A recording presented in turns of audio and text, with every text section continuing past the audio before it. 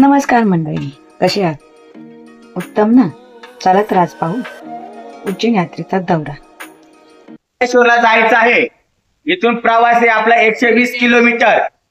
परंतु उद्या श्रावण मास असल्यामुळे ट्रॉफिक असेल, त्याच्यानंतर तिथं ओंकारेश्वरला गर्दी असेल, त्यामुळे बरोबर इथून आपण 4 वाजता सर्वांनी नाश्ता करण्यासाठी खाली यायचं. इथे 4 वाजता सकाळी इथे नाश्ता करायचं. बरोबर 5 वाजता आपण बसमध्ये बसून आपण ओंकारेश्वरला जाणार आहोत. सकाळी 4 वाजता डायरेक्ट जागावर काय घ्यायचं नाही, स्नान करायचं आणि ते नाश्ता करायचं, चहा घ्यायचं, गाडीमध्ये बसमध्ये बसून आपण ओंकारेश्वरला जाणार आहोत. दुपारचं 5 बरोबर घेणार आहोत, कारण संध्याकाळी आपण 5ला गेलो तर आपण संध्याकाळी 8 वाजता इथे पोहोचू. म्हणून उद्या कुणी विलंब करू नका उद्या दिवस, कारण श्रावण मास असल्यामुळे ट्रॅफिक असणार आहे. त्याच्यानंतर ओंकारेश्वर मंदिरामध्ये कमीत कमी 3 ते 4 तास आपल्याला लाईनला राहावं लागणार आहे.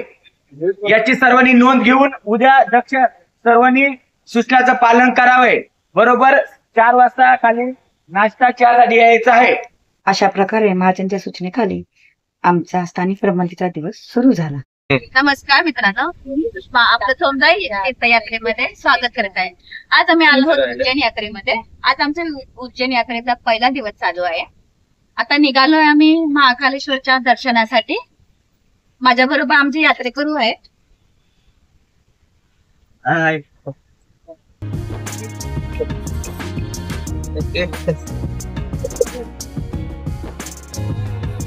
मनोहर महाराज स्थानिक प्रबंधीसाठी यात्रेकरूंना नेताना.